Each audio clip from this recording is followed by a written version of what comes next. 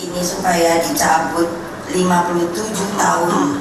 Kalau beliau bilang 6 tahun, kalau saya hitung 6 bulan, saya hitung 7 bulan. Aduh, saya bilang keluarga kami sungguh luar biasa sabarnya. Sabar banget.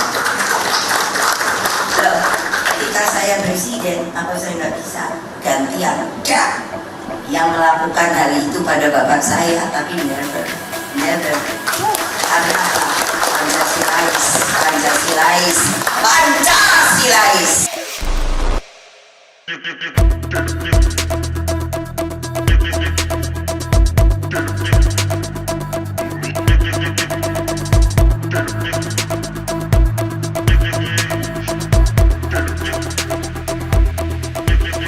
Menurut saya ini yang cukup keren dari Ibu Megawati ya. Ibu Megawati itu tidak mau lempar batu sembunyi tangan. Dan bahkan di depan Fadlizon langsung. Bahkan Ibu Megawati mensentil setidaknya penulisan ulang sejarah. Nah, pada saat lalu memang dari statement Fadlizon itu akan menghapus Orde Lama. Nah, Orde Lama kan itu identik dari sang proklamator. Yaitu setidaknya Orde Lama itu identik dengan Pak Soekarno. Nah, tiba-tiba dihapus. Konon katanya Fadlizon, Orde Lama itu tidak pernah menyebut dia pemerintahan Orde Lama. Tetapi yang memberikan nama itu memang Orde Baru. Orde Baru dan Pak Soekarno Orde Lama. Bayangkan kalau tidak ada Orde Lama di bawah kepemimpinan Pak Soekarno, Indonesia tidak bisa sekarang ini, tidak bisa merdeka. Karena ada peran dari Pak Soekarno yang disebut di era Orde Baru itu Orde Lama. Nah, menurut saya sejarah itu ya sejarah, tidak bisa dihilangkan. Bahkan pada saat lalu Ibu Megawati itu menunggu sangat lama sekali loh. Menunggu sangat lama sekali hingga 57 tahun untuk menghapus Pak Soekarno itu tidak terlibat dalam pemberontakan G30 SPKI seperti yang dituduhkan pada saat lalu ya. Nah, TAP MPRS 33 dicabut. Guntur Soekarno Putra tegaskan Soekarno tidak mendukung pemberontakan PKI. Itu bahkan menunggunya sangat lama sekali, sangat lama. Tidak langsung berubah ketika misalkan bisa saja Ibu Megawati pada saat lalu menjadi presiden misalkan. Itu sangat bisa sekali. Tiba-tiba TAP MPRS 33 dicabut, sangat bisa sekali. Apalagi Ibu Megawati pada saat lalu juga orang yang berkuasa, orang nomor satu, pastinya juga bisa. Tapi Ibu Megawati tidak melakukan hal tersebut. Nah, menurut saya inilah ciri-ciri negarawan. Seharusnya pemimpin-pemimpin negara itu juga mengikuti jejak Ibu Megawati, tidak memaksakan kehendak. Tetapi kalau kita lihat saat ini sangat berbeda sekali. Sangat memaksakan kehendak ketika konstitusi melarang atau tidak memperbolehkan usia di bawah 40 tahun bisa menjadi wakil presiden. Tiba-tiba ada perubahan di Mahkamah Konstitusi. Saat ini sangat berbeda sekali kondisi saat ini. Dan menurut saya kondisi saat ini kalau dilanjutkan ke pemimpin berikutnya, menurut saya sangat berbahaya sekali. Ketika ada ganti presiden, dirubah lagi peraturannya. Ketika ganti lagi presiden, dirubah lagi peraturannya. Ini kan sangat lucu sekali. Kalau peraturan seharusnya ditegakkan, bukan diganti. Menurut saya seperti itu.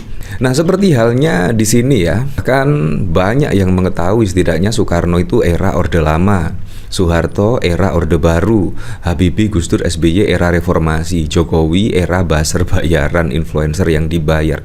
Nah, seharusnya ini juga masuk catatan sejarah. Memang di zaman Pak Jokowi itu eranya buzzer, eranya konstitusi ya, Anda tahu sendiri dirubah dan lain sebagainya. Seharusnya masuk catatan sejarah. Biar apa? Biar menimbulkan efek jera supaya pemimpin-pemimpin berikutnya itu tidak mengikuti jejak Pak Jokowi yang merubah seenaknya konstitusi yang seharusnya dijunjung tinggi, ditaati, tetapi malah dirubah ya. Ini memang sangat boh sekali lah di zaman Pak Jokowi ini ya. Nah, seperti ini video dari Ibu Megawati yang menyentil Fadlizon di depan langsung. Ini sangat keren sekali loh. Kita boleh berbeda, Pak. Bung Karno juga bilang begitu. Malah dibuat namanya Bhinneka Tunggal Ika. Bermacam-macam tapi satu dua. Tapi jangan sepertinya. Terus ada bagian dari manusia Indonesia sepertinya dibedakan.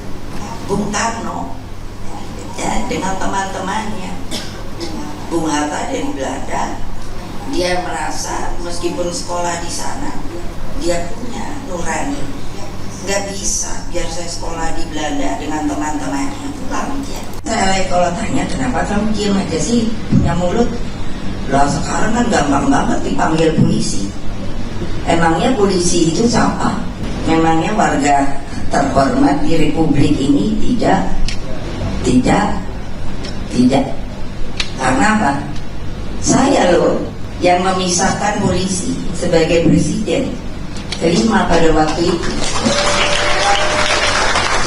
Kalau sekarang sepertinya berada di tempat segala. Enggak. Hukum ya hukum. Jadi kalau kalian hanya menutup diri, membuat jarak, kalian adalah siapa? Saya kalau bertanya, mestinya kalau bahasa Inggris tuh gini, who am I? Enggak. Saya nanya ini gini, who am I? Tahukah kamu, Republik ini dibangun dengan susah payah, penderitaan, air mata dan lain sebagainya. Sampai pendirinya diperlakukan seperti itu. Tetapi karena begitu kuatnya yang namanya pada waktu itu Orde Baru, orang dibuat tutup mulut, tidak berani bicara. Padahal saya mengatakan, senang banget saya mengatakan Satyam Eva Jayate. Apa itu? Kebenaran itu pasti menang. Siapa yang berbicara? Buddha Gautama kan saya. Ini supaya dicabut 57 tahun. Kalau beliau bilang 6 tahun, kalau saya hitung 6 bulan, saya hitung 7 bulan.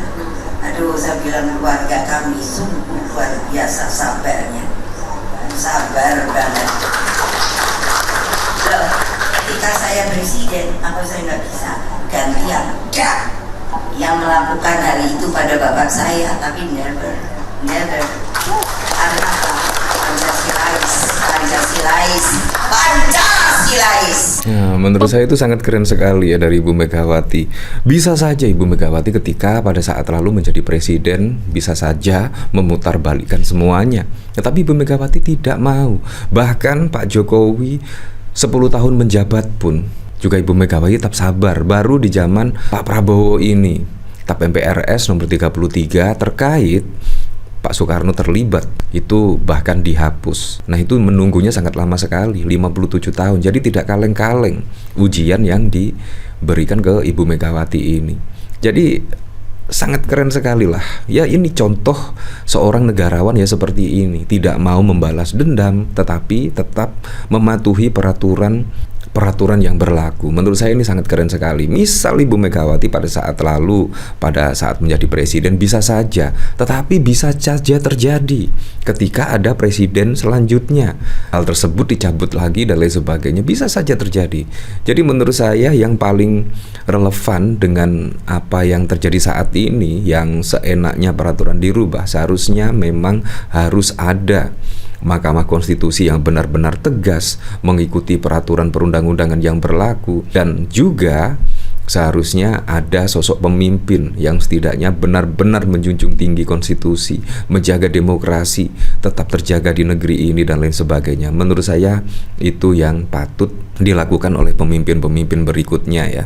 Ya menurut saya sangat keren sekali lah Ibu Megawati lah. Di depan Fadlizon langsung menyentil setidaknya terkait penulisan ulang sejarah yang akan menghapus era Orde Lama. Padahal era Orde Lama itu identik dengan sang proklamator yaitu Pak Soekarno. Ya untuk selebihnya kita kembalikan lagi ke masyarakat menilainya seperti apa.